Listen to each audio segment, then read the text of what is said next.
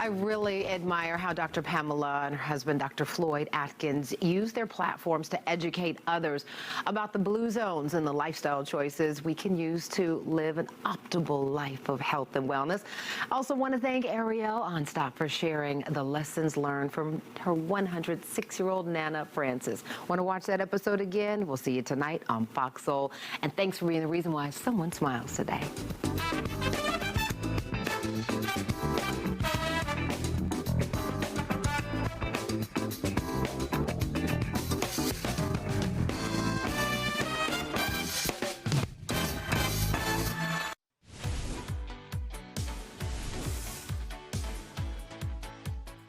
Well, welcome in. I'm Ariel Onstad. Thanks so much for streaming with us here on your Thursday afternoon. It is great to have you. We've got a lot of news to get to today, and one of our top stories involves a child showing false positive STD testing. Now, imagine you go to an urgent care and this is the result. This happened to a mother who brought her daughter to an urgent care, and the test results indicated that daughter had STDs, but another test revealed that was a false positive. Of course, Children's Services were contacted. Our Larry Sproul is outside and standing by working on this story. Larry, great to see you. This is a really wild story. What have you been learning, and what can you tell us about this situation? I understand a lawsuit might now be in the works. Yeah, that is something that could be in later on, but a very wild story indeed. Now, I just spoke with that mother and her attorney right outside, right inside of their law office right here in Buckhead. Now, that mother tells me these last few months have been difficult for her daughter and the family. A second test proved the first result was false, but that was after the urgent care called police and defects. Now, we are blurring the mother's face and not identifying her or her mother or her daughter, excuse me, for privacy reasons, and because her daughter is just 5 years old. But the mother says all of this happened in April. Her daughter was not feeling well, so she took her to an urgent care in College Park. They took a urine sample from the little girl. The mother says the urgent care told her the test came back positive for several sexual transmitted diseases. She knew that wasn't true, so she took her daughter to Children's Healthcare of Atlanta, where that test came back negative. The urgent care did a second test, and that test also came back negative. But this was after the mother says the urgent care called police and defects about the test results. And I'm still just trying to process that whole situation because, you know, quite naturally, before I go to sleep, that's a situation that I have to think about because my daughter's 5. And you don't want to put those kind of things on a 5-year-old. And she's still wondering, like, why did it happen to her? Why did the doctors and the police come? And why was she looked at down there? And I did reach out to the urgent care and their attorney. I talked to their attorney on the phone. He told me that he would send me a statement. I am working on that part of the story all new at 4. We are live in Buckhead. I'm Larry Sproul, Fox 5 News. Larry, thank you so much for your hard work reporting on this story. It's very interesting.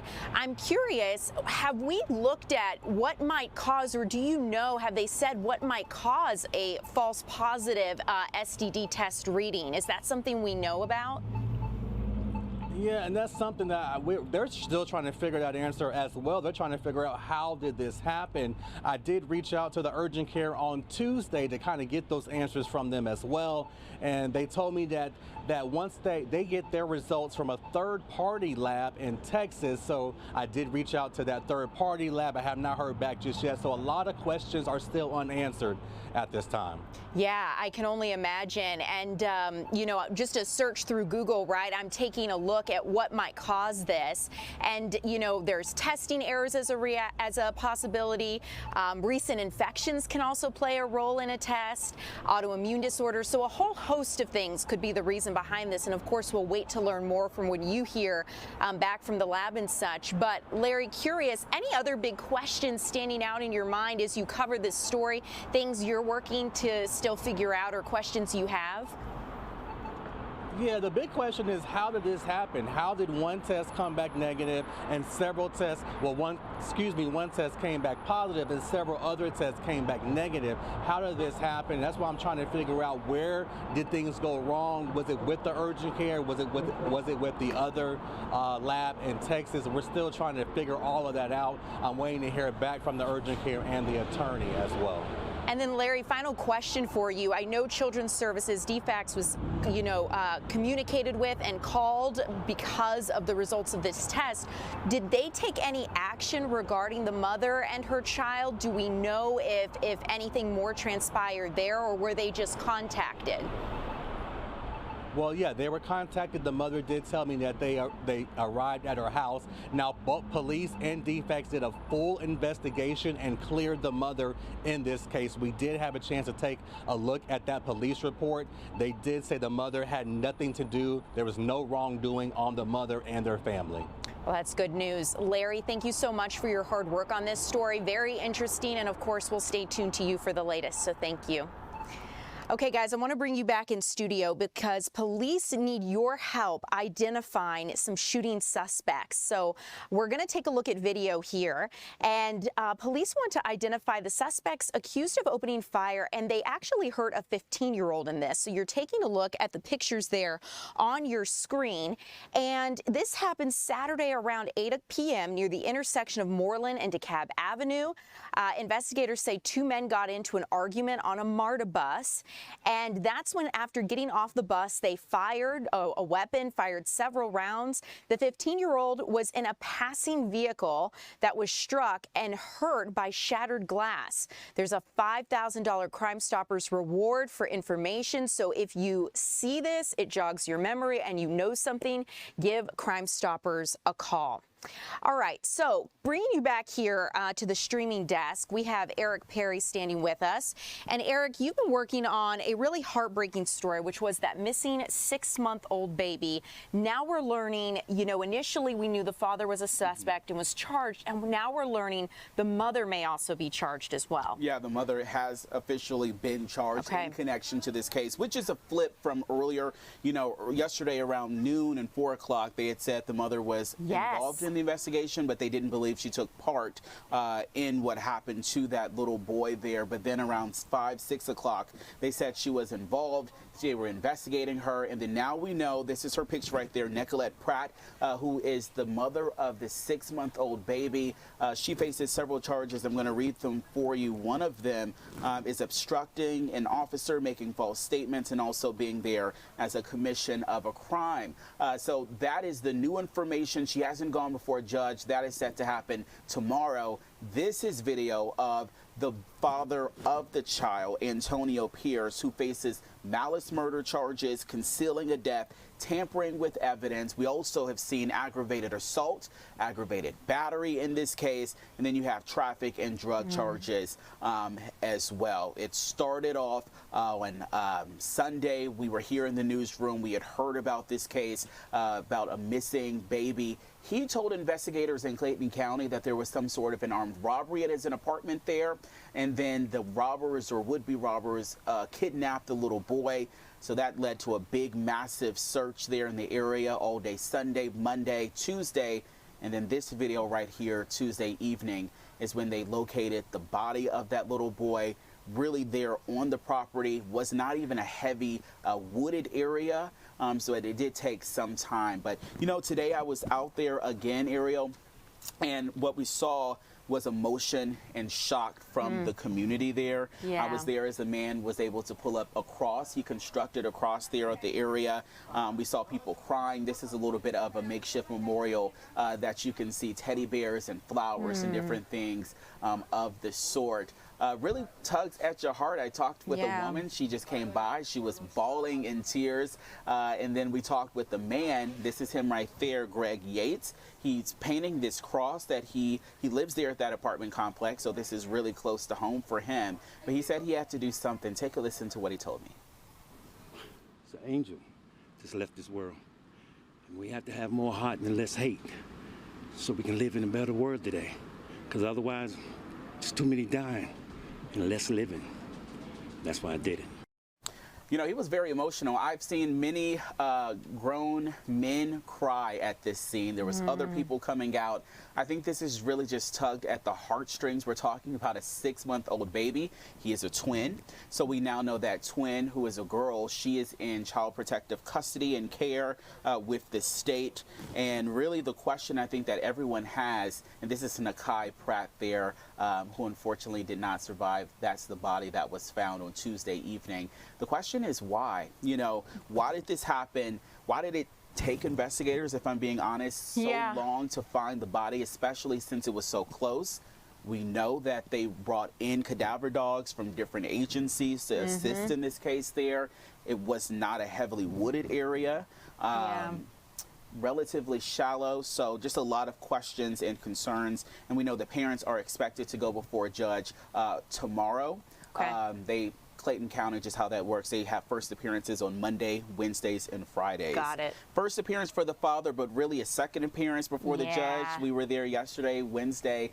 The dad went before on drug and traffic charges and maybe making false statements to officers, and then those were upgraded and additional charges were added after that. Eric, you know, this story has so many layers to it, right? And on the surface, it's just a heartbreaking, sinking feeling anytime a child goes missing and then the search turns out in tragedy, you know, and all it takes is a split second. We don't know what or how this happened just yet, but a split second to change everyone's lives, not just for this little 6-month-old baby, but the twin and the entire family. So just heartbreaking there. But, you know, we were having this conversation a little bit before we went on, and you did hit upon some points, which is just there was a big search manned by police, the community, and to have found the child, the baby, so close to the complex and not in a very difficult area. I know they had cadaver dogs and a lot of other technologies they were using.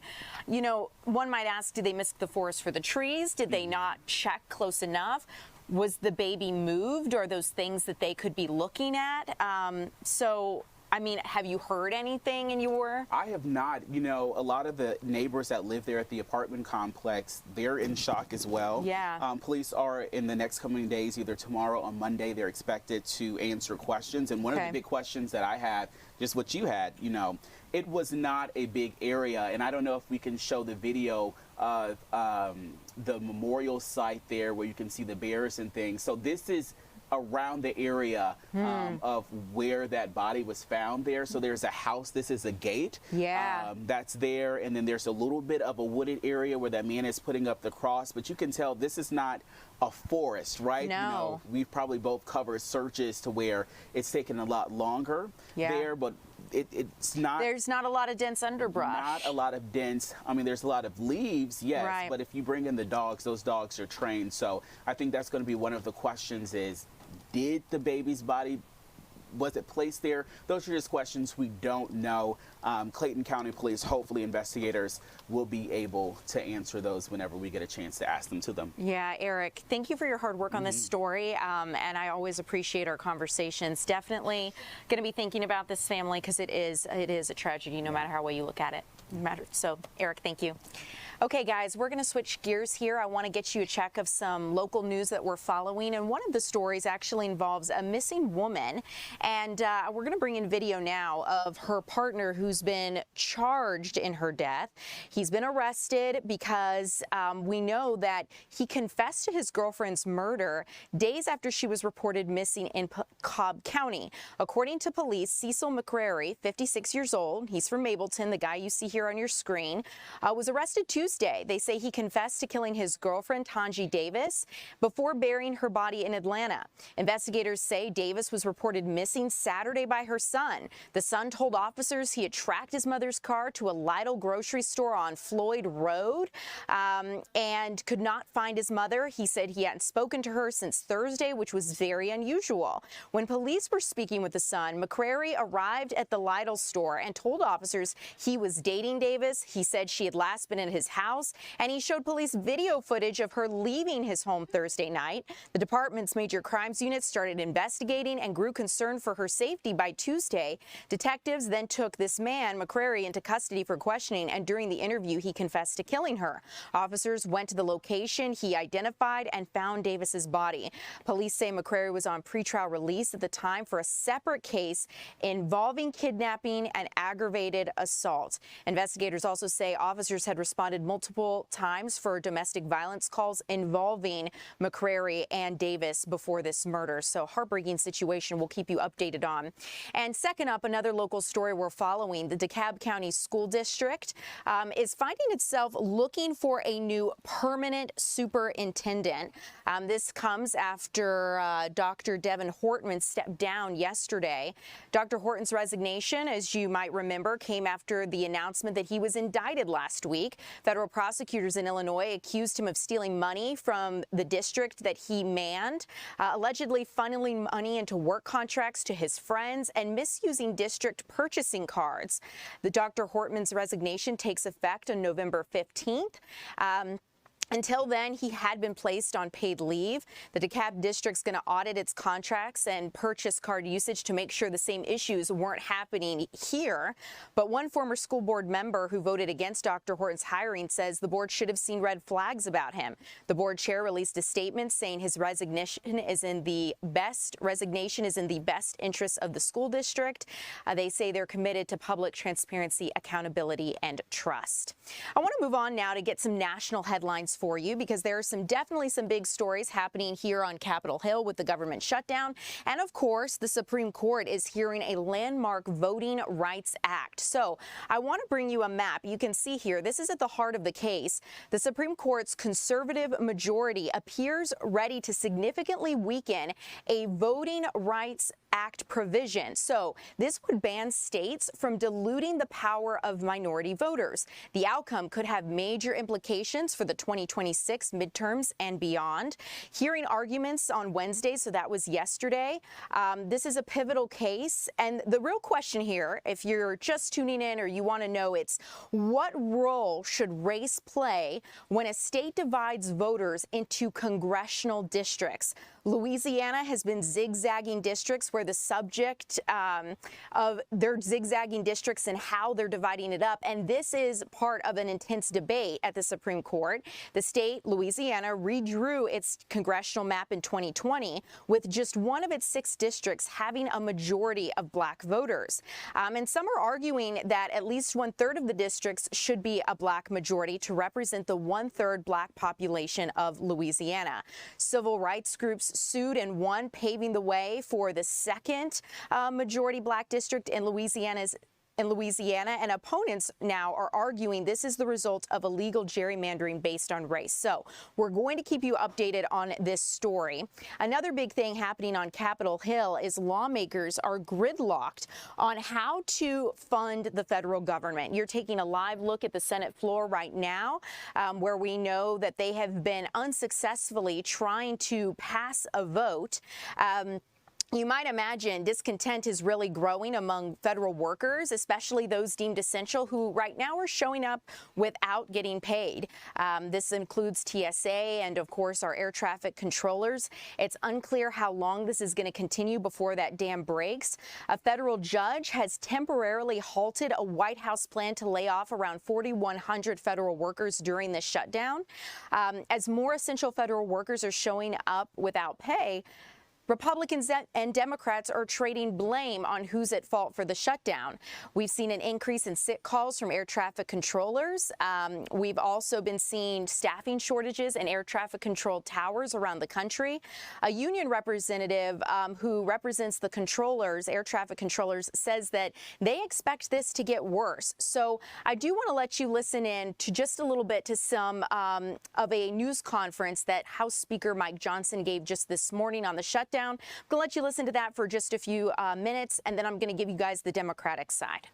Good morning, everybody. Welcome to day 16 of the Democrat shutdown. The Schumer shutdown is very real and very painful for real Americans. We're going to share a little bit about that situation with you this morning, and then get an update on one specific segment regarding Homeland Security and what that's doing for the security of our country. If you're keeping count, 9 times the Senate Democrats have voted to keep the government closed. All the House Democrats except one voted September 19th to shut it down. So this is 10 total times now that Democrats in Congress have voted to close the government. And we know what that means for real people. We know what it means for So as you can hear, you know, they've said that they've tried to pass a bill multiple times unsuccessfully. But keep in mind, Senate Democrats say the reason they're holding out is they're not backing away from demands that Congress take up health care benefits, specifically funding subsidies for the Affordable Care Act. So we'll continue to monitor this situation as it continues. I do want to get you a check of a final national story that we're following here in our newsroom, and that involves the continuing ceasefire deal between Israel and Hamas. The key thing to keep in mind here is we're learning a little bit more about the U.S. military's role in overseeing this ceasefire and the next phase of the peace plan. President Trump is pushing ahead with this 20-point deal, and the role the American military will play is going to include heavy coordination based on what the Pentagon says in between all of these different factions. This will not include any American troops in Gaza, despite President Trump's pledge to disarm Hamas. But the 200 American troops sent to the area are going to be responsible for securing the Civil Military Coordination Center. This is going to be just a few miles northeast of Gaza and under United States leadership, with representatives from all of the major stakeholders dividing responsibilities there in Gaza, including security. It's still unclear who's going to contribute troops to the international police force in Gaza that's been discussed, but right now Hamas is filling that security vacuum. The Pentagon hasn't said how it's going to respond if the ceasefire is broken. America has been acting as the guarantor of this peace agreement. Palestinians are also pushing back, as you might imagine, on the president's plan to hand over governance of Gaza to a Western-backed board of governors. We do know yesterday a U.S. military transport plane arrived in Israel with the first shipment of supplies for the coordination center. And in the meantime, while all of this is going on, Hamas says it has now handed over all of the deceased hostages' bodies in its possession. It claims it cannot locate and recover the remains of 19 other hostages because this is going to require extensive effort and specialized equipment because of the devastation of the war. Israeli officials have dismissed this statement, saying Hamas is not cooperating sufficiently and Gaza cannot advance to its next phase in the peace deal until all of the dead hostages' bodies are returned. So we'll continue to keep you updated on this developing story. But in the meantime, coming up next, we're going to get a check of your weather forecast. It's a beautiful fall feeling outside, but that could change this weekend, and we may begin to see a few bits of rain in parts of our area, which could be a welcome relief. So we're going to get a check on it coming up.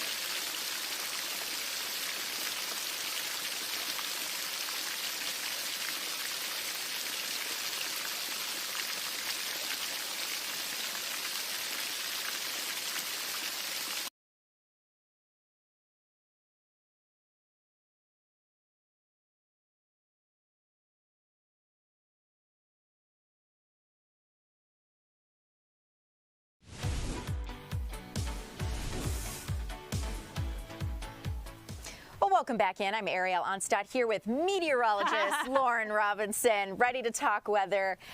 Lauren, I have to say I am enjoying this fall feel outside, as I'm sure are so many of you.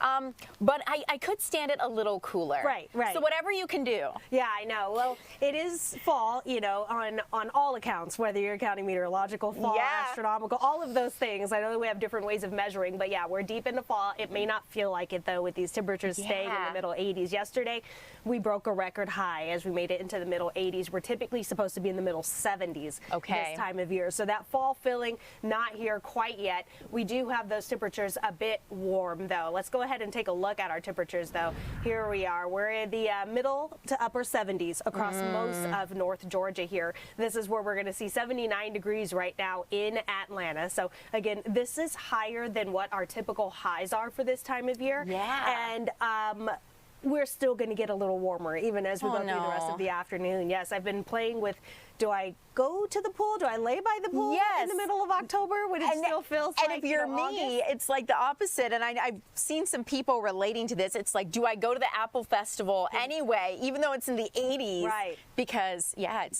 feels like pool weather. Exactly. So, you know, I'm going to hang on to that pool weather for a little bit longer. So, again, most of North Georgia is in the middle to upper 70s. You can see some areas a tad bit warmer in the low 80s, like out in Rome, 82 degrees there. Then Jonesboro, we're seeing 81 degrees. Now, let's go ahead and take a look at what we'll be dealing with. Right now, we don't have anything up in our Viper radar. We're nice and clear, and we're going to stay that way over the next few days. And this is why. We do have this area of high pressure that's really going to just be taking over a good portion of the south. That's going to drop its way down southward into our area. And what high pressure means for us, sunny, warm conditions. Okay. So we're going to continue to see sunny, warm conditions through the next several days. And that's going to be until that cool front that's off to the west there, that jagged blue line, that's going to be a cool front that's going to move in during the second half of our weekend. So we're going to look for cooler temperatures behind that. We're also going to look for some scattered rain showers. In the meantime, though, not a whole lot out there besides the heat. So let's go ahead and take a look at these temperatures we're expecting. Today, we're going to be in the middle 80s again, a good portion of North Georgia in the lower to middle 80s. Of course, as you make your way to the east and to the north, we're going to be a tad bit cooler, but even those highs maxing out in the upper 70s, still above average for this time of year. This is where you can also see our seasonal high this time of year, closer to around 75 degrees. So yeah, we're well above average from where we should be for the middle of October. As we move into our overnight hours, we're going to see those lows in the upper 50s to low 60s, again above average. And then as we move into the day tomorrow, temperatures are going to cool just slightly. We're going to stay above average, so it's not going to quite feel like fall, but we're not going to be in the record meeting or breaking realm of the middle 80s. So tomorrow, I think we cool down to the upper 70s, low 80s across a good portion of North Georgia. We could see a high between 80, 81, 82 degrees across Atlanta as we go into the day tomorrow. So let's take a look at this 7-day forecast. We cool down into the lower 80s Friday and Saturday. So we go into the weekend a bit cooler than the middle 80s we saw yesterday and again today. Maybe not that pool weather. Today might be your last maybe pool day unless low 80s is nice enough for the pool. Maybe you're not getting in the cold water. Maybe it's a good pool. I don't know. It does seem next weekend is going to be a lot cooler than this weekend. Yes, and so as we go into the second half of this weekend, that's where we start to see a bit of a cool down move in. That's going to be behind that cool front that's going to push in from the west, that jagged blue line I showed you. Behind that cool front, we're going to see some scattered showers Sunday, those highs dropping into the middle 70s.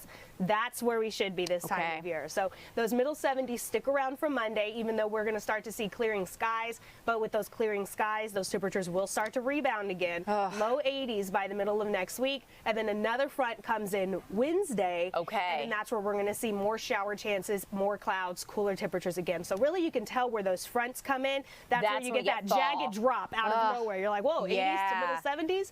That's where you can see there's typically a cool front coming in, and with those fronts, we're going to see increased clouds, maybe some scattered rain showers, and of course those cooler temperatures. Lauren, thank you so much. This has been very fruitful, should I say. I'm in my head going, okay, when can I plan my fall activities? Because when is it going to be cool enough? So thank you so much.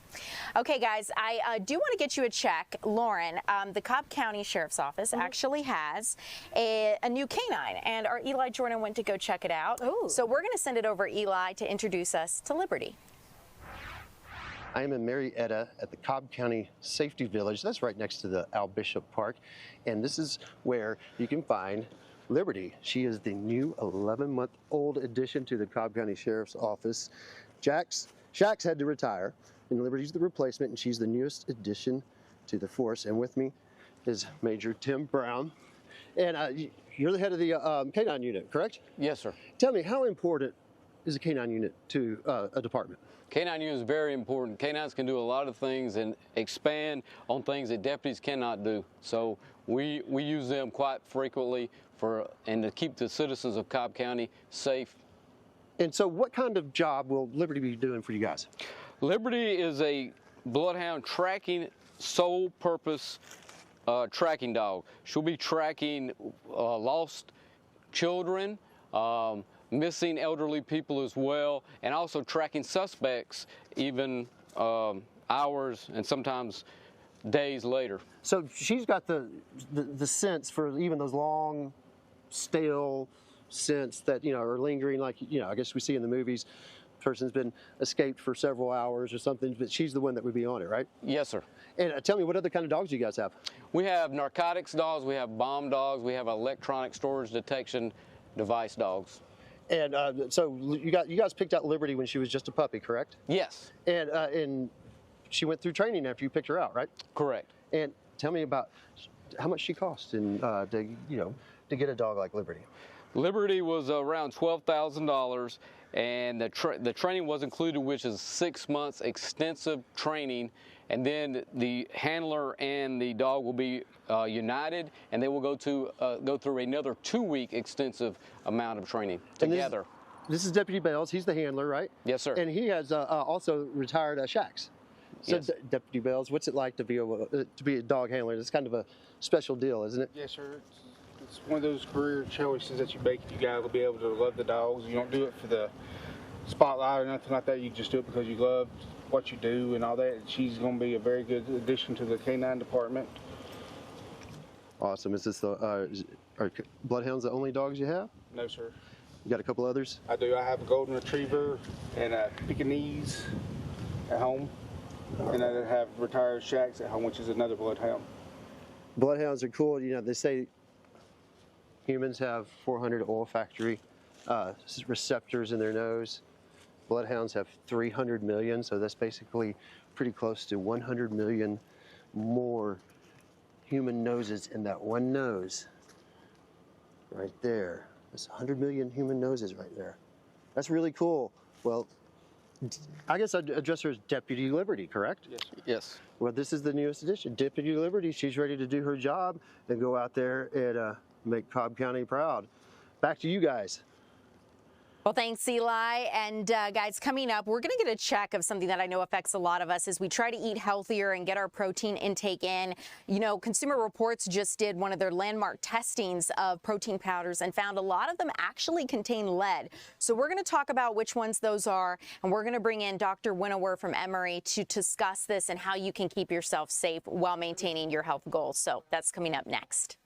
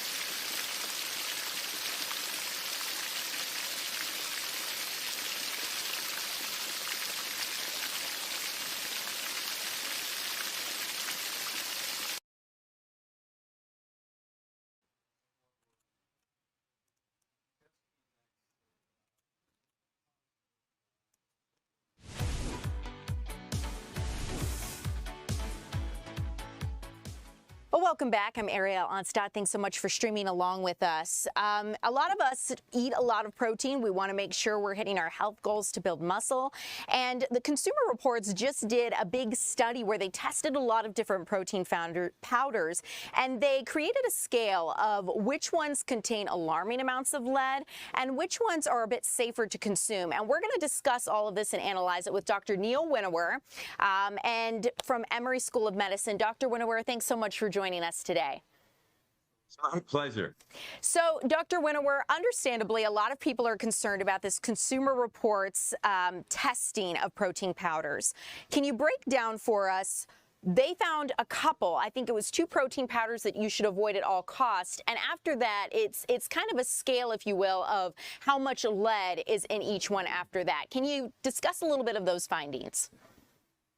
Yes, but before I even go into specifics, one thing to keep in mind is that the plant-based protein powders were the ones that contain lead, significant amounts.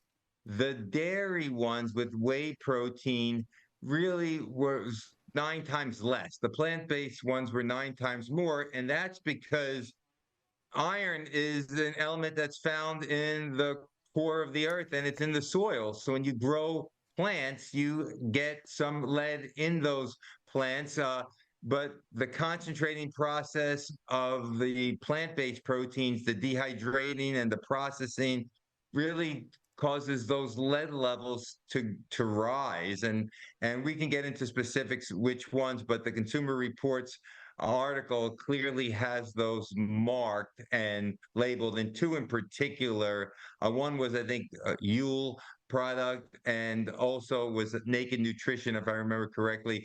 But I think it's right there for all of us to go see and look at.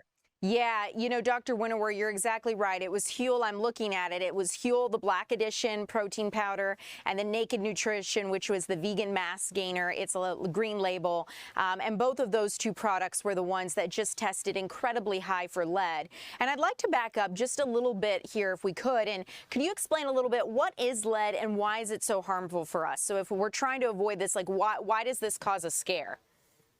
Yeah, well, lead is in the Earth's crust, as I mentioned. It's everywhere, and when we look at it, it's not just in foods, it's in pipes, it's in materials that are processed. It's all around us, and there's really no safe, acceptable lead levels. You should minimize it if possible. The thing about lead is its chronic exposure, which is the key.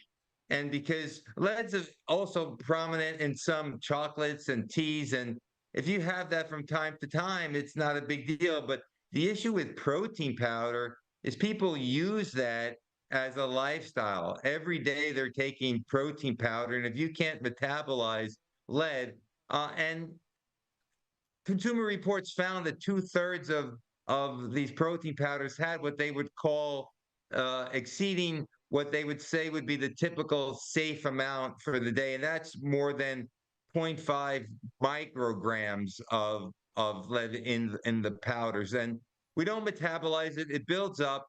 The big issue is in really young kids whose nervous system are still developing, and in pregnant women, that can cause issues developmentally, cognitively, neurologically. Those are the big ones. And then in anybody who takes it too over time, it can cause issues in the cardiovascular system. It can cause rises in blood pressure. It can get into the bones. It probably is a carcinogen as well. It can cause kidney problems. Essentially, it can affect almost all parts of the body over time and in high enough levels over time. And that's what we're really talking about. Not like one day or a week, but if you're taking this over a long period of time, this is the concern.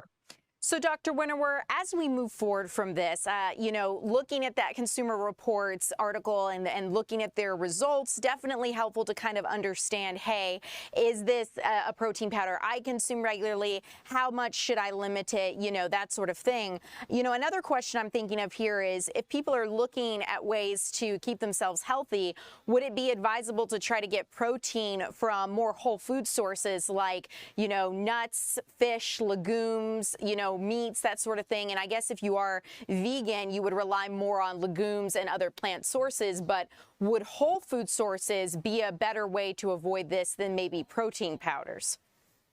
Well, this is a great question, and it gets kind of to the take-home point as far as what should we do about it. The first thing is to not panic.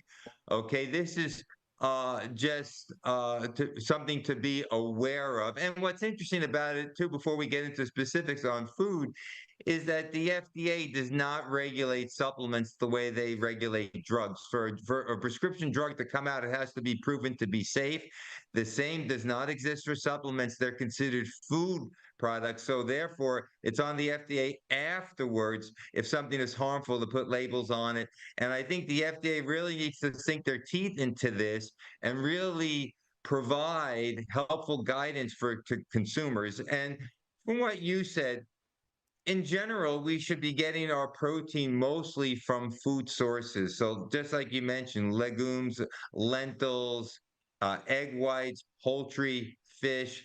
There's a lot of protein sources that we can be incorporating into our diet for the majority of people. If you want to supplement with protein powders, I don't think this study says they should be absolutely not taken. I just think you should be mindful of how many servings you're taking per week and which ones have the higher amounts, because not all of these plant-based protein powders also are created equal. Some have much more lead in them than others. But in general, a good way to do it too, if you're somebody who does take protein powder every day, you should really be incorporating whey protein. It might be difficult for those who are lactose intolerant, but those who are not, whey protein doesn't have the same lead concerns as plant-based protein powders.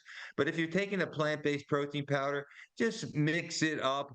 Don't take it every day. I think that's advisable. And in general, get your protein from food sources. That's really the best advice I can give. Dr. Winower, this has been so helpful. I really appreciate you breaking it down for us, letting us know what to expect. I think I'm definitely going to go home and check my pantry and compare it. And I'm not going to panic, but I'm just going to kind of take stock and say, how often am I consuming this and how can I find a healthy balance? So thank you. Perfect. My pantry, I got 2 jugs of protein powder in it right now, you know.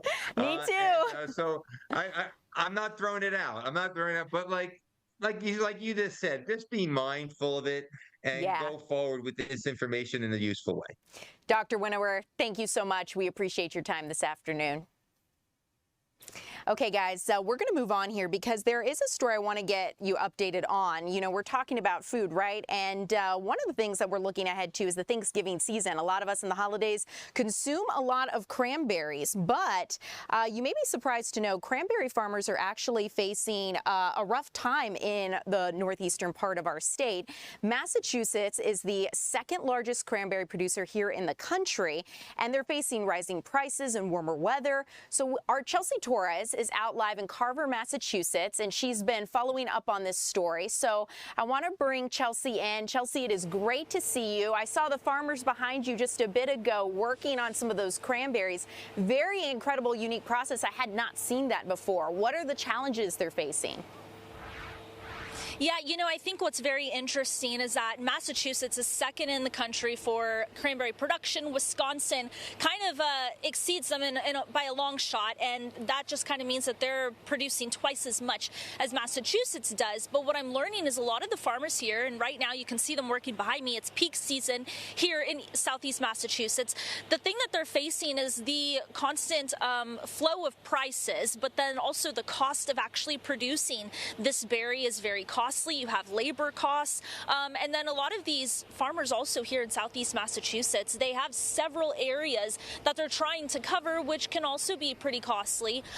But the one thing also that's making this very difficult is that a lot of farmers are retiring, and one farmer here tells me that he doesn't believe a lot of the younger generations are actually interested in becoming cranberry farmers. And so now these retired farmers are having to figure out, okay, what do I do? And one of those options is taking some of these unprofitable, abandoned cranberry bogs and actually turn them into wetlands. And it's a pretty incredible process. Already 500 acres have been restored, and the state group that's trying to help a lot of these farmers do this say that they have plans for another 500 more. But you know, the big question is now, does that mean that production will go lower for a lot of these farmers, or you know, will it actually stay where it's at?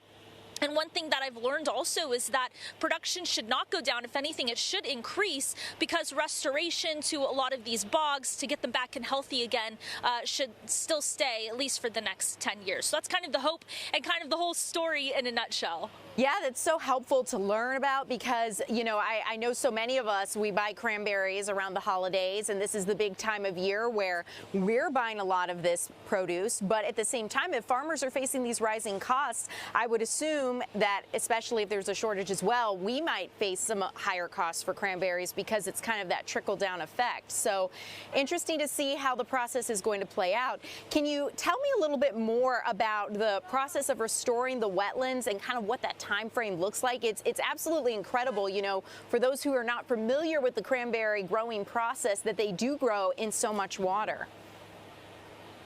They do, and this was something that I actually had to learn myself, because I'm from Texas. I grew up watching those ocean spray commercials, and I always thought, how in the world did they even know that cranberries were at the bottom of these ponds of water?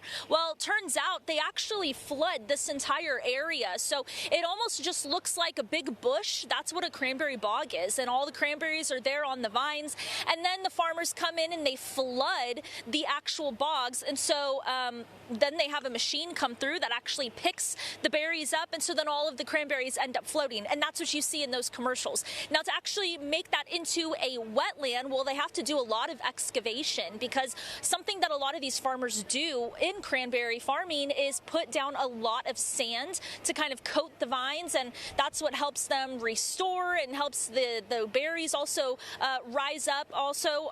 But not only that, they have to do a lot of that excavation, and from the moment that they apply for this program to hopefully make it into a wetland and to where it actually starts in construction and is finished could take on average 7 years. And just the construction part of it is interesting, because that can only take between 6 to 9 months itself. And so the farmer here, what you don't see is that there's actually a piece of land on his farm further away that he's trying to turn into a wetland, because he knew that that bog just wasn't producing enough cranberries, and that should be done by spring. That's incredible. Chelsea, you know, it is, I love what you said about the ocean spray commercial, because I know that's going to hit home for so many who are watching right now. We can all relate. Final question before I let you go. You know, I know you said you spoke with some farmers, and they are facing some concerns, like the younger generation potentially not wanting to take over some of this process in cranberry farming. Anything else they told you that you found insightful? Yeah, I think, you know, at least here in Massachusetts, the one farmer that I talked to, he said that, you know, you're seeing Wisconsin and Canada have more production in berries and these cranberries, and it's because it's cheaper to actually grow the berries there as opposed to here. Not only, you know, we mentioned the costs, but even the weather takes a big toll in it. He said that in the past couple years, it's kind of ebbed and flowed. Some winters were more mild, some were cold like they needed to be. They need it to be cold, so it has a layer of ice on top, and that's what helps those cranberries really flourish. But that's kind of the big issue right now, is that they just don't know what can happen with the weather, and it's been warmer in recent years. And so, yeah, that's kind of been the biggest thing. It's kind of figuring out, okay, well, we have the challenges of cost, we have the challenges of weather. What else can we do to make sure that our fruit is still coming to fruition and still in abundance to actually be sold? Yeah, unpredictable weather. I mean, I know farmers are facing that across the country, not just in Massachusetts, and it makes sense that if that becomes more unpredictable, then you can't rely on your produce to come to fruition as much. So, Chelsea, I appreciate your time. Thank you for giving us this overview, and I'm hoping the best for the farmers in Massachusetts, because I'm sure a lot of us would like some cranberries this holiday season, so thank you. And thank you guys for streaming along with us. We are going to take a look coming up next. I'm going to give you guys an overview of some things that President Trump is planning. We do know he is set to make an announcement at the White House sometime within the 3 o'clock hour. So coming up next, I'm going to give you an overview of what we think that could be and why, and that's on the other side.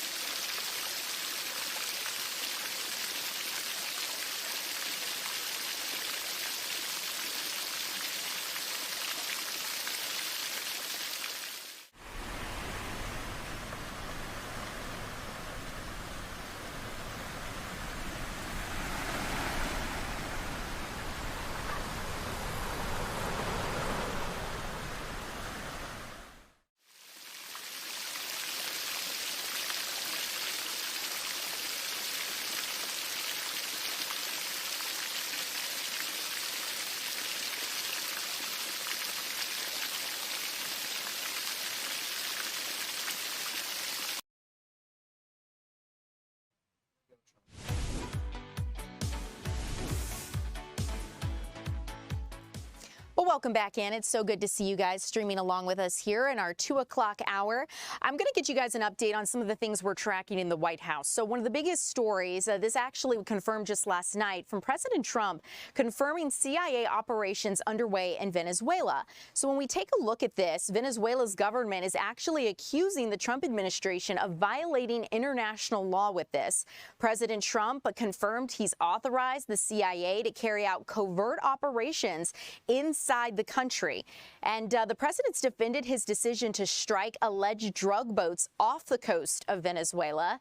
As you may have heard yesterday in President Trump's joint news conference with FBI Director Kash Patel, he talked a lot about drug smuggling and what the United States is doing to fight this here on American soil and beyond.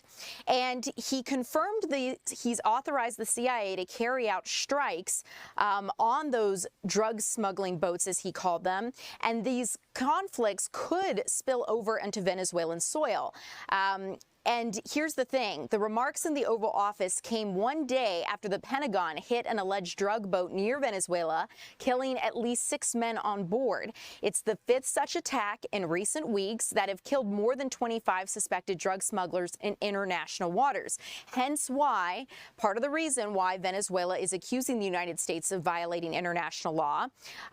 Trump has said, and I quote, "The way you look at it, every boat that we knock out, we save 25,000 American lives." So the president here alluding to the fact that if they can keep these drugs off of American soil, they save American lives in the process. The president claims he has the authority for these direct attacks as the U.S. is fighting drug cartels in Latin America. Some Venezuelan officials disagree. They've said that this is a threat to Venezuela, and the ultimate goal is for the United States to take control of Venezuela's natural resources. On Capitol Hill here domestically, lawmakers are split. Some are questioning the president's authority and the intelligence used for the strike. For example, Senator Richard Blumenthal, a Democrat in Connecticut, has said that Congress should demand to know where the evidence is that these boats are part of a cartel, so the United States just isn't striking at whim. And then when we look at another senator, a Republican, James Risch of Idaho, he has said that he supports President Trump and the action he is taking. President Trump has also weighed in on a possible regime change in Venezuela. And, you know, this is something that has been discussed in a news conference. When asked why the Coast Guard isn't stopping these drug boats, President Trump called those actions totally ineffective. So that's why he says he's confirmed he has given the CIA the power to go and take care of this issue as he sees it. So I do want to get you guys a live look at the White House as we look ahead to our 3 o'clock streaming hour here. We do know that the president is set to make an announcement at 3 o'clock. So you're taking a live look at Washington, D.C. Looks like a beautiful Thursday afternoon there. But when we look at what this announcement could entail for President Trump, we know that tomorrow, Ukrainian President Volodymyr Zelensky is set to visit the White House, meet with Donald Trump on ending the war in Ukraine. And President Trump just confirmed, or a little bit before we went on here at 2 o'clock, he's confirming he's going to meet with Russian President Vladimir Putin in Hungary. He first meets tomorrow with Zelensky in the White House, and then he's going to meet afterwards with Putin. This is, of course, the focus on ending the war in Ukraine. The date for President Trump to meet with Putin has not yet been set. Again, though, it is confirmed they will meet in Hungary. President Trump wrote that on social media. President Trump saying that's going to take place in Budapest, Hungary. He says he believes great progress was made in a telephone conversation with Putin today. You may remember Trump previously met in Alaska in August with Putin. That did not produce a diplomatic breakthrough, but no doubt President Trump is feeling the success of a ceasefire agreement between Hamas and Israel, and now he has continuously said that he wants to end the conflict and that war between Russia and Ukraine. Before Trump and Putin meet, U.S. officials, led by Secretary of State Marco Rubio, are going to sit down with Russian representatives next week. So it's unclear where that meeting is going to take place. But as is the case in a lot of these diplomatic breakthroughs and in these discussions, you have a lot of officials on both sides coming together and working out some of the issues. So then they can take that up the chain and to their counterparts, President Trump, President Putin, and say, hey, here are the key sticking points. And this is where I think this side's going to budge, and this is where I think this side will not budge. So this is something that we're looking ahead to. We do know that President Volodymyr Zelensky has been pressing President Trump to sell Kyiv Tomahawk missiles. If the White House allowed that, that would allow Ukrainian forces to strike deeper into Russian territory.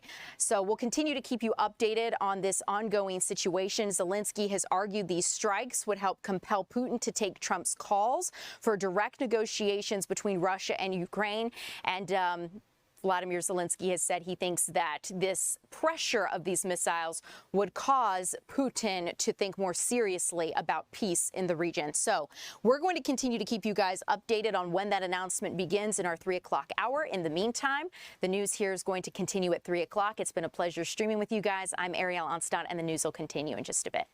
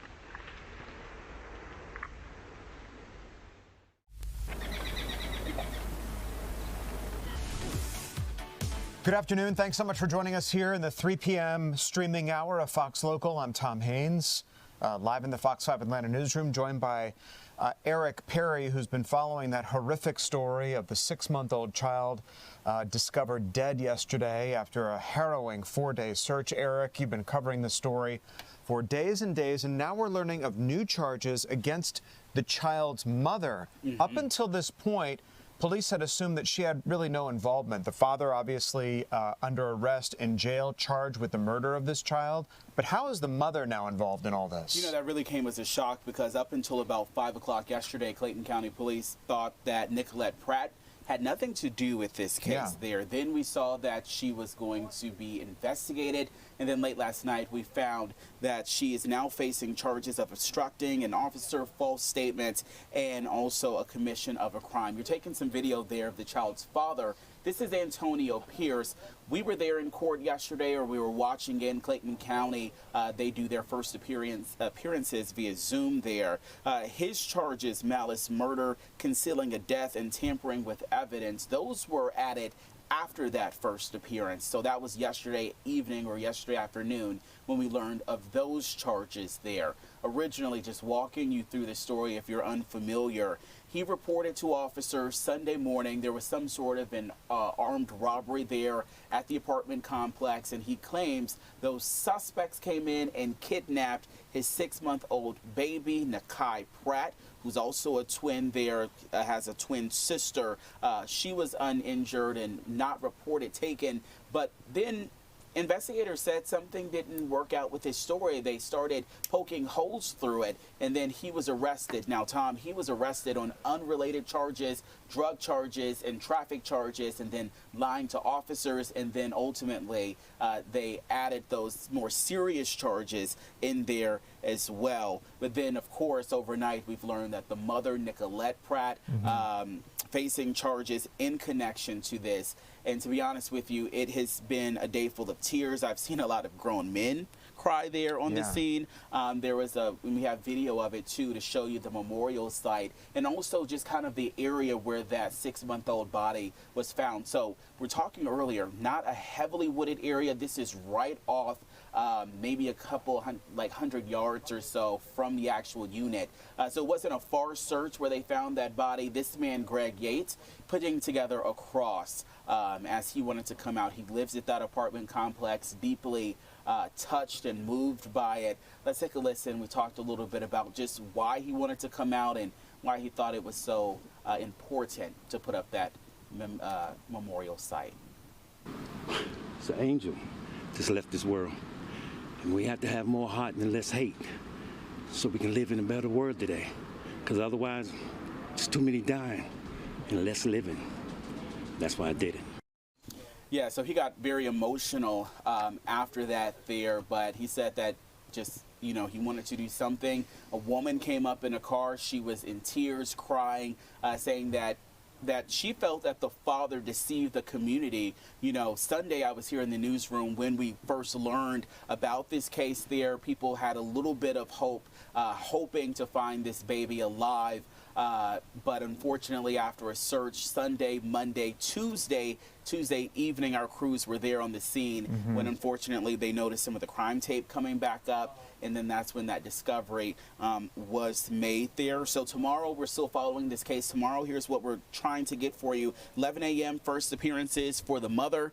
First appearance for the father, even though technically it's its second one. Exactly. But for these new charges. And then Clayton County Police, they are hoping or they said that they will talk with the media. We haven't heard from them directly. We have so many questions, Tom, but they say they will either talk with us tomorrow or on Monday. But really just heartbreaking for this community and for the family for that as well. Also want to make mention that twin girl there is in child protective custody. That was my question to you. You answered it as I'm thinking about it. So the twin here. Twin. So the deceased 6-month-old twin sibling now in protective custody while the mother goes through the legal process and faces her own charges. I cannot imagine what that neighborhood was like. We were with you yesterday here in the 3 p.m. streaming hour. You were standing out there near the site of where this infant was discovered. You know, neighbors seem very familiar with one another out there. We spoke to a lady a couple of days ago who knew this couple. That area must be so shaken up after this. Yeah, and just reminding you of a story that we brought to you. This man talked only with Fox 5 yesterday. He knew Antonio Pierce. He considered friends. He knew the twins there in the area. And he said that Sunday morning, Antonio Pierce gave him a black bag. He didn't think anything of it. And then he heard the news. He looked inside, guns, drugs inside of that bag. And he says he handed it over to Clayton County Police. So he told me off camera, he said, I thought I had a great judgment of character, or good judge of character. Yeah, you never know. He said you just never know. Yeah, such a troubling story altogether. And this new development that the mother now is facing charges in the death of that 6-month-old. Eric, we know you'll stay on top of it. Yeah. Thanks. I want to take you to another story we're following this afternoon involving a mother and her 5-year-old daughter. The daughter went to urgent care. Some tests came back indicating that she had an STD. DFAX was called in, and it turned out that that wasn't the case. So that woman's lawyer is now entering the fray, and our Larry Spruill has details. I just spoke with the mother at her attorney's office right here in Buckhead, right across the street. Now, that mother tells me these last few months have been difficult for her daughter and the family. A second test proved the first result was false, but that was after the urgent care called police and DFAX. Now, we are blurring the mother's face and not identifying her or her daughter for privacy reasons and because her daughter is just 5 years old. But the mother says all of this happened in April. Her daughter was not feeling well, so she took her daughter to an urgent care in College Park. They took a urine sample from the little girl. The mother says the urgent care told her the test came back positive for several sexually transmitted diseases. Now, she knew that wasn't true, so she took her daughter to Children's Healthcare of Atlanta, where that test came back negative. The urgent care did a second test, and that test also came back negative. But this was after the mother says the urgent care called police and DFAX about the test results. And I'm still just trying to process that whole situation because, you know, quite naturally, before I go to sleep, that's a situation that I have to think about because my daughter's 5, and you don't want to put those kind of things on a 5-year-old. And she's still wondering, like, why did it happen to her? Why did the doctors and the police come, and why was she looked at down there? And I did reach out to the urgent care and their attorney on the phone. Their attorney told me that he would send me a statement. I'm working on that part of the story, all new at 4. Reporting in Buckhead, I'm Larry Spruill, Fox 5 News. All right, Larry, thanks. I want to take you live to Washington, D.C. now. It's a story that you all have had tremendous interest in. We all have, frankly, and that is the government shutdown. This is day 16 now that the government has grinded to a halt because lawmakers can't figure out how to come to an agreement to reopen it. Democrats want certain health care entitlements folded into this reopening process. Republicans say, hey, we just want an extension of what we've all agreed to already, so let's reopen the government, get people back to work, get people paid, because a lot of people are not receiving paychecks right now. So for the 10th time in a row, Senate Democrats expected to reject the stopgap spending bill that would reopen the government. This standoff between the Dems, the Republicans, gone on now for more than 2 weeks, and it's frustrating a whole lot of people. It's delaying travel because TSA workers are impacted, so are air traffic controllers. House Republicans have left Washington, D.C. This is really a Senate matter now because Republicans in the House of Representatives, in conjunction with the Democrats, did their job. They sent the bill to the Senate, who just can't seem to agree on anything. But let's listen to the House Speaker, Mike Johnson, who spoke not too long ago on the status of negotiations. Good morning, everybody. Welcome to day 16 of the Democrat shutdown. The Schumer shutdown is very real and very painful for real Americans. We're going to share a little bit about that situation with you this morning, and then get an update on one specific segment regarding Homeland Security and what that's doing for the security of our country. If you're keeping count, 9 times now, 9 times the Senate Democrats have voted to keep the government closed. All the House Democrats except one voted September 19th to shut it down. So this is 10 total times now that Democrats in Congress have voted to close the government. And we know what that means for real people. We know what it means for our troops and our Border Patrol agents and TSA agents and air traffic controllers and everybody who relies upon services around the country. It's very real. And so today marks yet another day of American families feeling the very real personal and economic strain of this reckless decision that our Democrat colleagues keep making. They want the United States government to remain closed, and they seem not to care about the pain that it's causing. They have offered no plan. They have offered no strategy. They have offered no common sense path forward for ending this situation. And so many of you have asked all of us, how will it end? We have no idea. It's up to the Democrats, and they have to decide it. And judging by their outrageous behavior, the Democrats appear perfectly happy to keep the political theater going while real people suffer.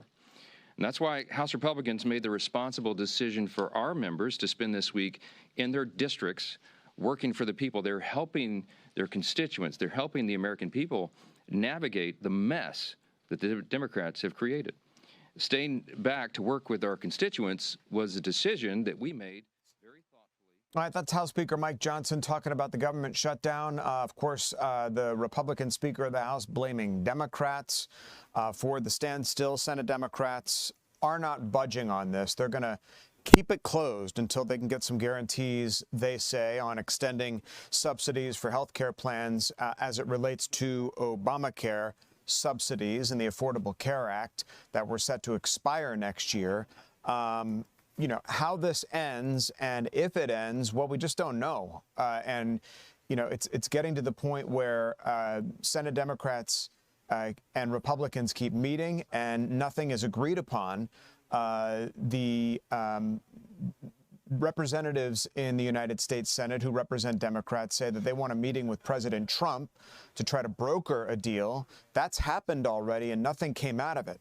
So our government is still at a standstill as we await any kind of decision on whether the government will reopen. Of course, we'll continue to stay on top of that situation.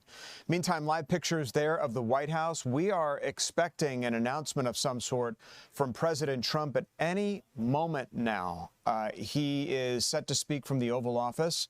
We don't know what the announcement is about, the White House being pretty cryptic this evening, although President Trump went on Truth Social today speaking that he had a very productive call with Russian President Vladimir Putin about the situation, the war in Ukraine. Volodymyr Zelensky is expected to visit the White House tomorrow, and the president says that he is going to meet with Putin again in Budapest, Hungary. When that's going to happen, we don't know, but you have to think that the president wouldn't agree to a second meeting with Putin if something big weren't to happen with the war in Ukraine. There were some critics that came out and said, why did you meet with him in Alaska if nothing came of that meeting? So you can't imagine that the president would agree to yet a second meeting if something weren't to happen. So we'll see how all of that comes together. And as soon as the president is live in the Oval Office, we will return there and bring that to you. There's something big happening on the campus of UGA, and it's going to happen real soon. A huge concert. We're going to tell you more about it as we continue here in the 3 p.m. streaming hour of Fox Local.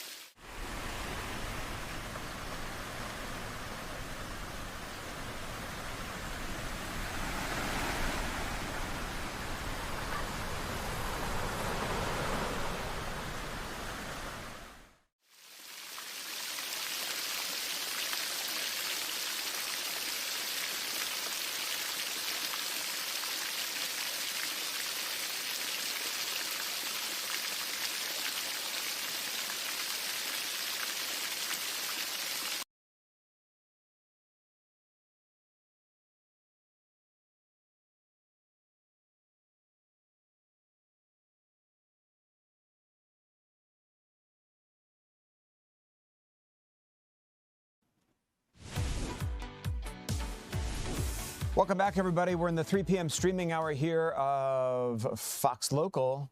I'm Tom Haines, live with you in the Fox 5 Atlanta newsroom on a busy day of news as we sort of get ready to round out the week. We're headed into Friday tomorrow, and we're going to check on the forecast here in just a couple of minutes. I want to take you to Sacramento, California, where we're getting some live pictures of a news conference now with California Governor Gavin Newsom talking about regulating prescription drug costs. It's something the Trump administration has also made headlines about. Let's dip into that news conference. There's Newsom on the left side of your screen, and listen in for a sec.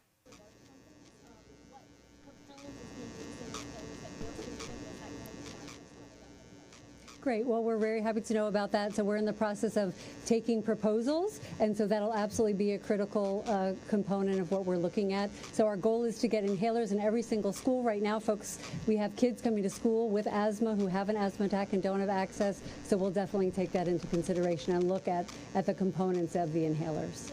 Thank you. Thank you, guys.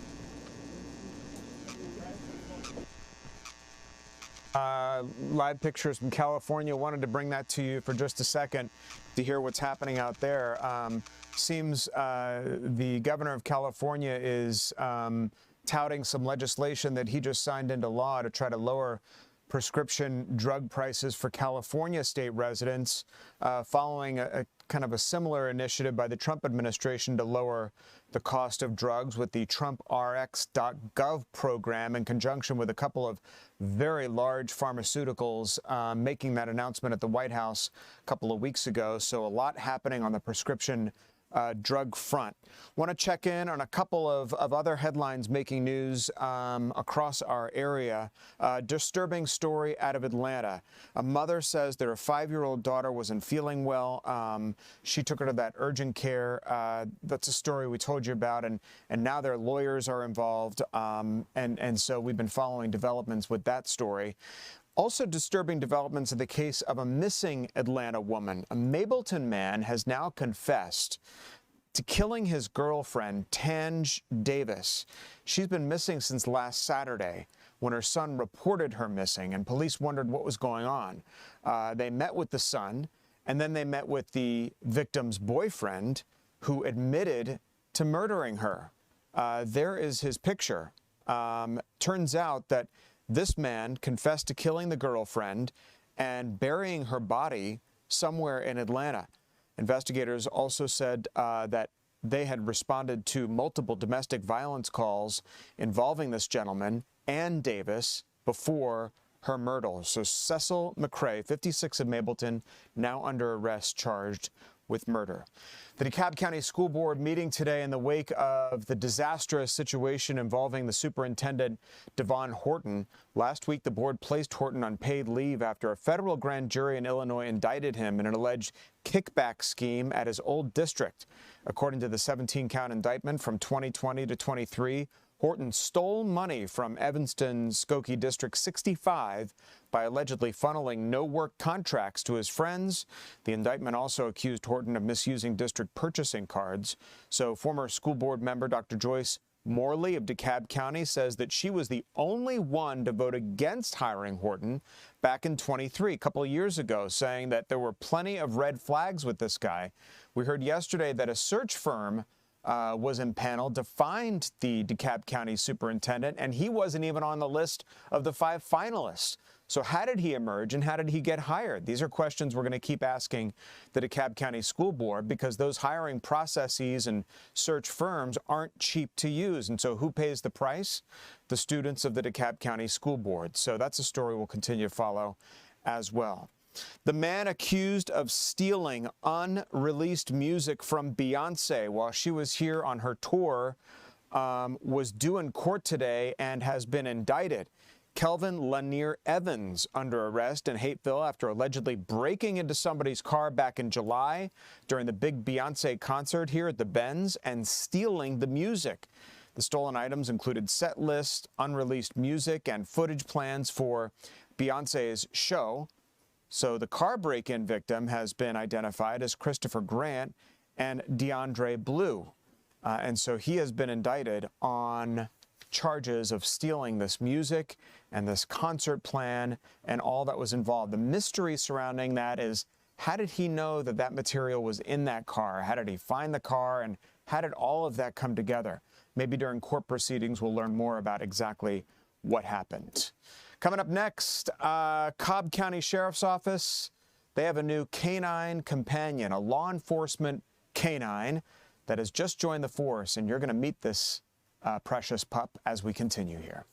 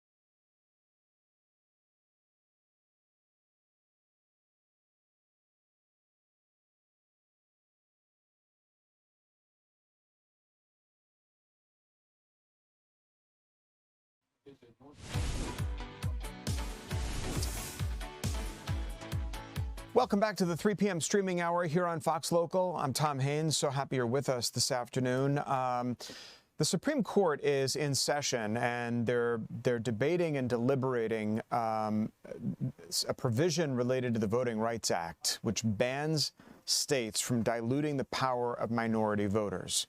The outcome could have major implications on the 2026 midterm elections and beyond. The midterms critical to the remainder of the Trump administration.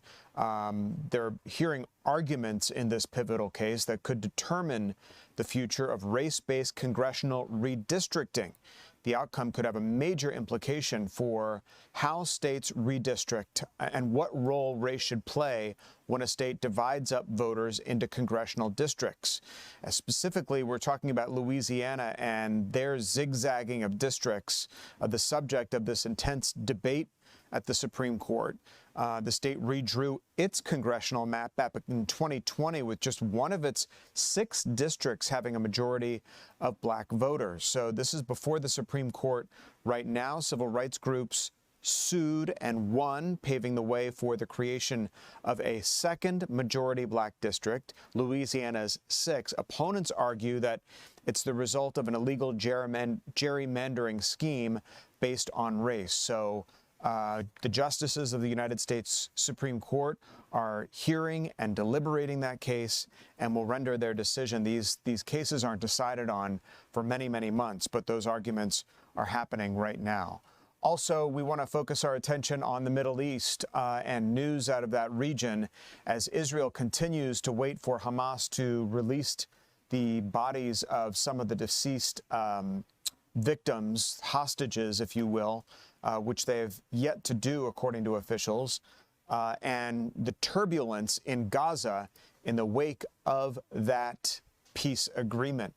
President Trump weighed in during all this, saying if Hamas continues to kill people in Gaza, which was not the deal, we will have no choice but to go in and kill them, he wrote in his social media on Thursday.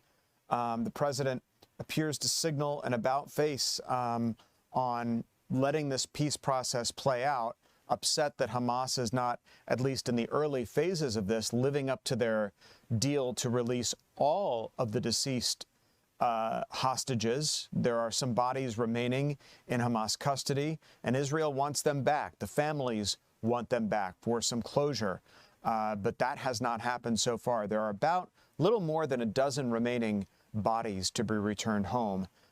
This as strife and violence continue to erupt in Gaza, and Hamas continues to reconcile what life will be like after this peace deal. But the president not happy about what he's hearing is happening in Gaza and says that he's going to have to step in and take matters into the United States' hand and Israel's hands if matters don't continue to improve in Gaza. So we'll continue to stay on top of that situation. Meanwhile, the White House released yet more video of another boat off the coast of Venezuela being blown up. The White House reportedly saying that it is drug runners, and here is some of that video. The United States saying that for each one of these boats, thousands and thousands of lives could be saved.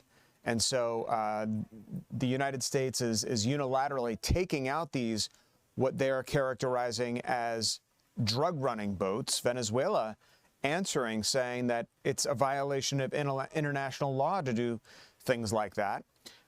We also learned in the Wall Street Journal today that the United States has authorized covert CIA action inside Venezuela. The president defending that action and his strikes of these boats and appearing to confirm that he's authorized the presence of the CIA not only to carry out those strikes, but to carry out covert actions in Venezuela. The president, Nicolas Maduro, not happy with what he's hearing and upset that the United States is intruding on the sovereignty of what he calls his country. But the president says that he's designated these drug running groups as terror groups, and so he's going to take matters into his own hands, and he's authorized by international law to do so. We'll be right back.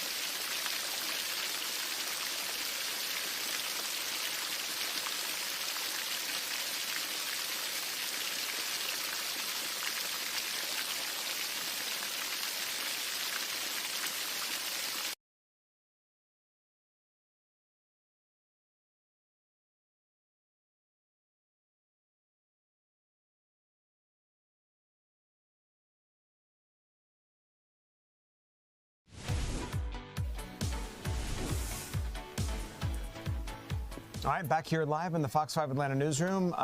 Tom Haynes with you, along with meteorologist Jonathan Stacy, to talk about our weather. I mentioned a couple of seconds ago that we're kind of getting closer and closer to the weekend. People trying to make plans. We've been treated to some beautiful weather this week. It's been absolutely spectacular. I know it's been a little hot in the afternoons, but it feels pretty good out there right now. Doesn't feel too bad for those folks who are just desperate and dying for some chilly weather to move in. We have some. I now see some solidly in the forecast, but I'm not mad about it. What we have right now is an 81 degree temperature. I think we'll likely pipe that number up as we go through the next hour or so, and we may end up cracking a high near 83 degrees. Yesterday we broke a record. At this point in time, I think it's a bit too late to actually break the record that is currently at 85, or at least tie the record, so I don't see that happening today. As we take a look at live Viper radar, there is nothing to see here, not a cloud in the sky or a raindrop to be found across the southeast. We're going to keep things rather dry on the backs of high pressure through the end of the work week, but it's the weekend that will give us a bit of trouble. Trouble doesn't come until Sunday, though. Saturday is still a nice day. A mix of sun and clouds will dominate the sky, but by the time we get into the second half of the weekend, we will find temperatures once again taking a back seat down into the low 70s as rain takes center stage. Until now, it's been fairly nice, and it will continue to be nice as we go through the next 2-day period. Once again, the focus is on Sunday for us to get about a ½ inch to about 3/4 of an inch of rainfall. Sunday, not anything that's going to really put a dent in the drought, but something that will douse the drought, if you will. So by Monday morning, we'll wake up with temperatures in the 40s, and that was a bone-chilling southern style that I was telling you about, Tom. So you'll be able to dig out a thicker coat, maybe not the winter coat, because it will only be down in the 40s for about 3 or 4 hours. And by afternoon, you will need no coat at all. In fact, by Tuesday, you may want some short sleeves once again, because the 80s are not going away for long. Yeah, but we start in the 40s, right? So start in the 40s, so we're going to have a long growth in the numbers.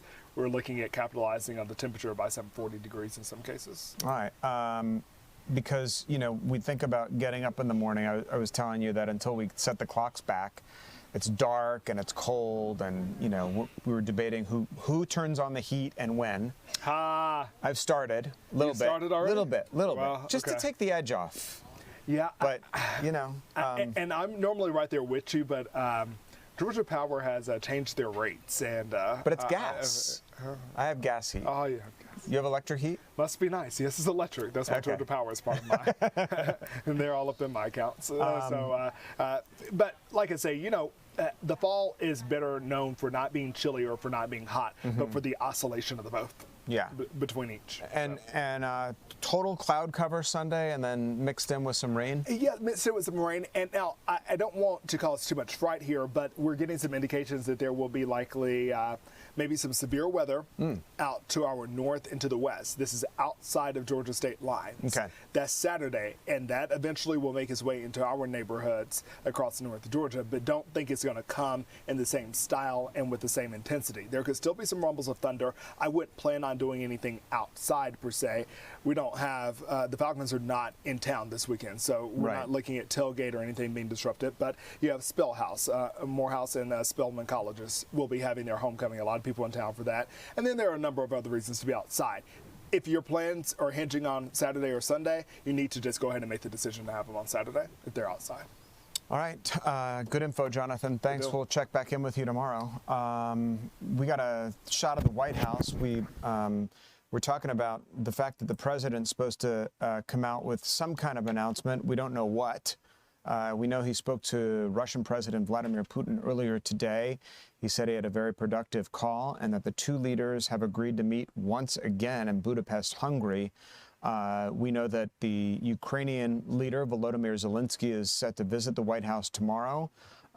So much is going on. It's anyone's guess. The White House really not talking to us much about what the president is going to say. He was supposed to come out at 3 p.m. and we were going to carry his remarks live. Our cameras are fixated on the White House, and as soon as the president appears with the announcement, we, of course, will take you back there. Want to talk to you about an event happening here in our own neck of the woods in Cobb County as the Sheriff's Department there welcomes its newest canine. His name is Liberty. This is an 11-month-old bloodhound which is going to join the police force with specialized scent trailing and tracking capabilities, we're told. This is an awesome dog, and our Eli Jordan introduces us to Liberty. I am in Marietta at the Cobb County Safety Village. That's right next to the Al Bishop Park. And this is where you can find Liberty. She is the new 11-month-old addition to the Cobb County Sheriff's Office. Shax had to retire, and Liberty's the replacement, and she's the newest addition to the force. And with me is Major Tim Brown. And you're the head of the K-9 unit, correct? Yes, sir. Tell me, how important is a K-9 unit to a department? K-9 unit is very important. K-9s can do a lot of things and expand on things that deputies cannot do. So we use them quite frequently and to keep the citizens of Cobb County safe. And so what kind of job will Liberty be doing for you guys? Liberty is a bloodhound tracking, sole purpose tracking dog. She'll be tracking lost children, missing elderly people as well, and also tracking suspects even hours and sometimes days later. So she's got the sense for even those long, stale scents that, are lingering, like, I guess we see in the movies. Person's been escaped for several hours or something, but she's the one that would be on it, right? Yes, sir. And tell me, what other kind of dogs do you guys have? We have narcotics dogs, we have bomb dogs, we have electronic storage detection device dogs. And so you guys picked out Liberty when she was just a puppy, correct? Yes. And she went through training after you picked her out, right? Correct. And tell me about how much she cost and to get a dog like Liberty. Liberty was around $12,000, and the training was included, which is 6 months extensive training, and then the handler and the dog will be united, and they will go through another 2-week extensive amount of training together. This is Deputy Bales. He's the handler, right? Yes, sir. And he has also retired Shax. So, yes. Deputy Bales, what's it like to be a dog handler? It's kind of a special deal, isn't it? Yes, sir. It's one of those career choices that you make. You got to be able to love the dogs. You don't do it for the spotlight or nothing like that. You just do it because you love what you do and all that. And she's going to be a very good addition to the K-9 department. Awesome. Is this are bloodhounds the only dogs you have? No, sir. You got a couple others? I do. I have a golden retriever and a Pekingese at home. And I have retired Shax at home, which is another bloodhound. Bloodhounds are cool. They say humans have 400 olfactory receptors in their nose. Bloodhounds have 300 million, so that's basically pretty close to 100 million more human noses in that one nose. Right there. That's 100 million human noses right there. That's really cool. Well, I guess I'd address her as Deputy Liberty, correct? Yes. Yes. Well, this is the newest addition, Deputy Liberty. She's ready to do her job and go out there and make Cobb County proud. Back to you guys. All right, Eli, thanks. Liberty looks like he's ready for a nap, but hats off to the Cobb County Police Department Sheriff's Office on their new acquisition of Liberty. That's awesome. Cranberry season is here, right? The holiday season is here. Looking forward to that cranberry sauce on our turkey. Massachusetts is one of the largest cranberry producing states in the United States, second most producing state. They have tons of cranberry bogs as you make your way from Boston down to the Cape. And that is Chelsea Torres standing in front of one of them in Carver, Massachusetts. I'm super familiar with Massachusetts. I've driven that corridor from Boston down to the Cape so many times, past those cranberry bogs. But now there's a situation involving weather and cultivating those cranberries, Chelsea, and it's having an impact on some farmers there. Yeah, Tom, I mean, it's really interesting. So many factors are coming into play with some of these farmers who are retired maybe, or they're realizing maybe the younger generation do not want to carry on this generational business that they've had for years. And so now they're kind of having to weigh their options and figure out what to do next. One farmer I spoke with here, this is his farmland, his cranberries, and he told me that it's becoming extremely expensive just to even farm here in Massachusetts compared to Wisconsin and even Canada. And And so because of that, he said that he's noticed a lot of farmers saying, well, you know, maybe I'll look into selling off part of my land, or maybe I want to keep my land because my home is still here, but what else can I do? There's a state program, Tom, where a lot of these farmers are actually opting to take their abandoned, old, unprofitable cranberry bogs and turn them into wetlands. And so that's kind of what we've been seeing in this area specifically here in Massachusetts, Tom. Chelsea, you know, the cranberry crop, the cranberry industry is so important to Massachusetts. It sort of defines that area that you're standing in Carver, and like I was saying, that geographical region. You know, Plymouth Rock is right there off to your east. It's sort of a storied part of that community and that culture, and the cranberry harvesting is so important to that community, and the cranberry bogs. Give us a little idea, if you will, because I know you're standing right in front of a bog, and people might not be familiar with how these farmers actually grow these cranberries. Yeah, it's so fascinating. I learned it myself, Tom, and I love that you actually are so knowledgeable about this area because I wasn't before I came here.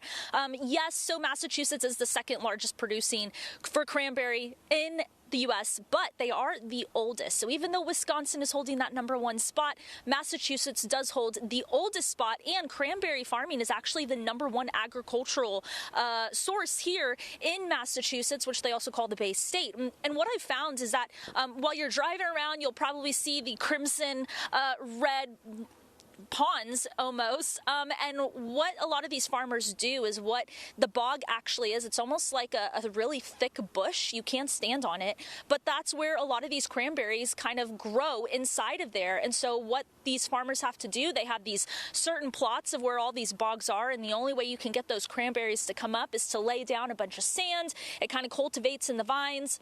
And then it also helps a lot of these cranberries to grow, but then you flood these bogs, and that's what you see behind me, is where a lot of these cranberries have lifted off of the vines, and they've been able to float. And so now, actually, a couple hours ago, and even just 30 minutes ago, they finished here.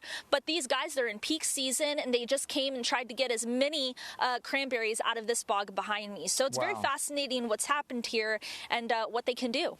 Yeah, so cool, and so cool to learn about the environmental impact of that cranberry harvest, and we'll be thinking about that this holiday season. Chelsea Torres, live for us in Carver, Massachusetts, just north of Cape Cod. Chelsea, thanks. Want to take you to the White House, where President Trump is speaking from the Oval Office. Let's listen in.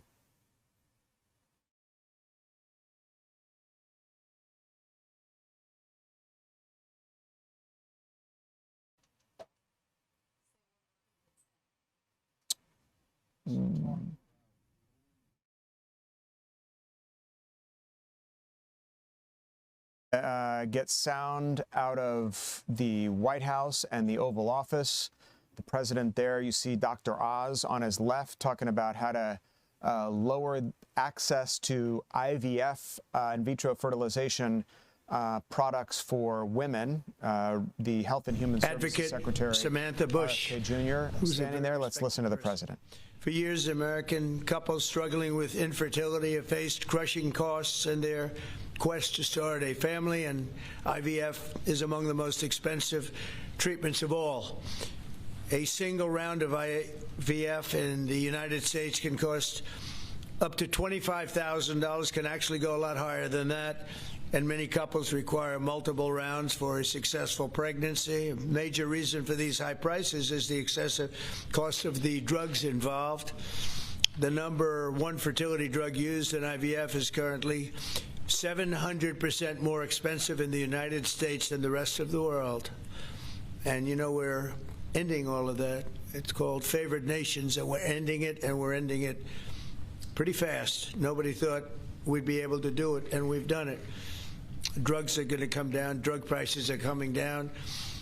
400%, 200%, 600%, numbers that nobody's ever seen before.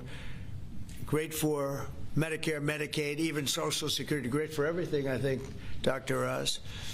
So that's something that's, to me, it's very exciting. I'm bugging him and Bobby all the time. How are we doing with that? And we're doing really good, Bobby, right? It's really going good. Other countries are agreeing to it, because if they don't, we put tariffs on them. and then they agree. So it's amazing. It's amazing how that worked out. But as an example, in London, you'd buy a certain drug for $130, and even less than that, I guess $88 as of a count a month ago. And in New York, you pay $1,300 for the same thing. So now we're going to be paying, instead of $1,300, you'll be paying about $150. And they'll be paying $150 too. We're going to pay the same thing. Favored nations. It's beautiful. It's a beautiful thing. And we've been ripped off by the whole world for a long period of time. One of the most popular fertility drug regimens costs over $5,000 per cycle, as an example. Wow. Largely as a result of these unsustainable prices, 70% of the employers do not offer insurance that covers IVF. Therefore, most couples with fertility challenges are paying these costs entirely out of their own pockets, which is not really possible to do. Oh, look who we have. Look at that, the great Maria Bartiromo. I didn't know, did you get put into the regular pool pack? That's very good. Yeah, that's good. Nice to see you. I'm doing an interview with her in a little while. In the Trump administration, we want to make it easier for all couples to have babies, raise children, and start the families they've always dreamed about.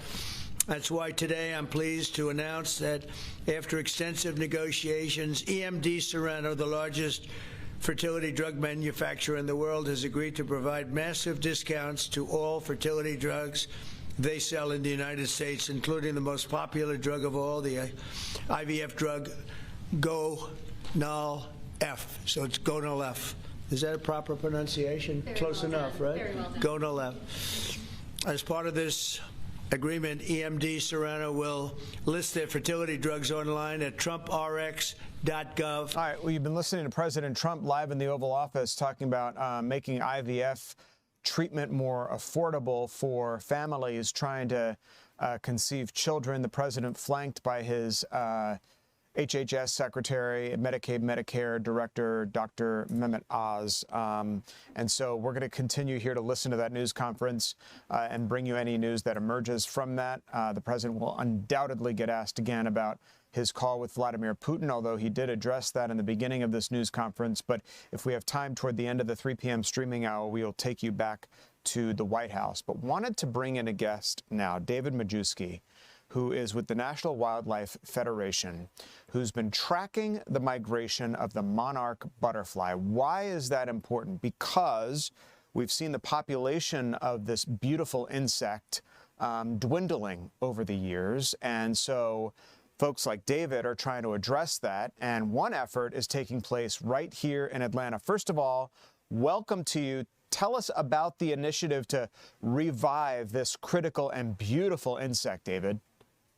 Yeah, monarch butterflies, they're one of the most iconic insect species and really wildlife species that we have here in North America. It's probably one of the first animals that kids grow up and, being able to identify, these beautiful big black and orange butterflies. Unfortunately, monarch butterflies are experiencing a steep population decline. They have declined in the eastern population, east of the Rockies, anywhere between 80 and 90%. And the western population, west of the Rockies, is in even worse shape. There's less than 1% of them left. And, the reasons are the usual ones. Human activity has, everything from habitat destruction to overuse of pesticides to removing the habitat of these wonderful butterflies has caused their populations to decline. So my organization, the National Wildlife Federation, is doing a lot of work to help raise awareness about this and also to help restore habitat. And we've partnered with Taylor Morrison to create some really great monarch habitat all across the U.S. Together, we've created over 9,000 acres of native plant habitat to support the monarch butterfly. Have we seen any difference so far in rehabilitating the population of the monarch butterfly? I grew up in Miami, Florida, where monarch butterflies were all over the place, seemingly. I mean, and they are beautiful, but we do sort of take them for granted. I remember learning in school the metamorphosis, if you will, from caterpillar to butterfly, and it was so fascinating. I hope they're still teaching young students about that. But Any difference in their population since you guys started your hard work? Yeah, you know, the thing with species recovery is that it doesn't happen overnight. When we let species get to the point where they are almost gone, it takes sometimes decades for the you know, sort of the needle to start going up in the other direction. But what's critical, what we know, is that these butterflies need habitat. And so, you know, what is butterfly habitat? Well, these monarch butterflies, when they're in their adult form, they drink flower nectar, specifically from the native plants that naturally grow out in nature, many of which, by the way, are wonderful ornamentals that you can plant in your garden. But they need more than nectar. In their caterpillar phase, you know, butterflies start out as caterpillars. They can only eat the leaves of a very small number of plants. And in the case of monarchs, it's just one kind of plant. It's called milkweed. Now, there are many different species of milkweed found all across the U.S., but without some form of milkweed plants, the monarchs can't complete their life cycle. Their caterpillars have nothing to eat. And so what we're hoping at the National Wildlife Federation is that we'll get more people out there to add native blooming plants that are going to be a nectar source for the adult butterflies, but also critically that people will plant more milkweed. And, you know, milkweed doesn't sound like a great plant because it's got weed in the name, but the reality is that many of our milkweed species are highly ornamental, and more are available for sale in, you know, garden centers and things like that. You know, in the Georgia area, I recommend species like swamp milkweed. Again, not a great name, but a beautiful ornamental plant with a beautiful smelling flower. Yeah, maybe they can change the name of some of these plants. You know, like I think the codfish was, or one of these fish was named something else, wasn't selling, so they changed the name. I bought one of these butterfly plants at Pike's and put it in my yard. It's beautiful and blue, and it really does attract the butterflies. How important is it? We talked about educating young people and the next generation. I know Dunwoody has a beautiful butterfly center that I used to take my kids to when they were little. They got to hold butterflies and learn more about them. How important are centers like the one in Dunwoody and educating kids about the importance of butterflies to our natural ecosystem? Yeah, I mean, it's critically important. And that, again, is why the National Wildlife Federation and Taylor Morrison are creating nature play spaces at Taylor Morrison communities, because that direct contact with nature not only is important for, you know, kids to grow up understanding why wildlife are important, but it's actually healthy and beneficial for our kids to be able to get out and play in nature. And yeah, I mean, any kind of public education space. My very first job was at the Chattahoochee Nature Center out in Roswell, teaching kids about nature before I came to work at the National Wildlife Federation. So absolutely, you know, inspiring the next generation by getting them outside and, you know, kind of seeing and experiencing butterflies and other wildlife is a really key part of saving wildlife. Yeah, well, it's so important that we learn about the monarch butterfly. It's important that we know about the challenges to their population, and to teach people how to nurture these environments in our own backyard just by going to Pike's and buying a couple of plants that these butterflies love to nectar off of and to procreate. And that's actually a really important point, is that this is something that everybody can do. We can participate ourselves. Yeah. Awesome info. David Majewski, thank you so much from the National Wildlife Federation. Appreciate you being with us.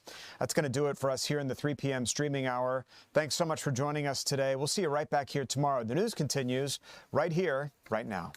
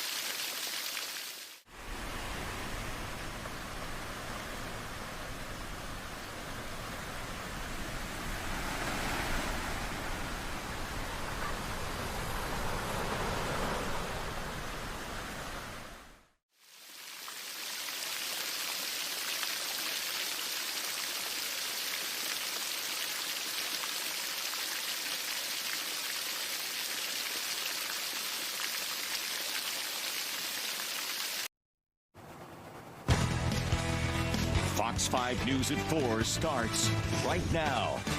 Both parents face charges in connection with the death of a missing 6-month-old baby. We're breaking down those charges.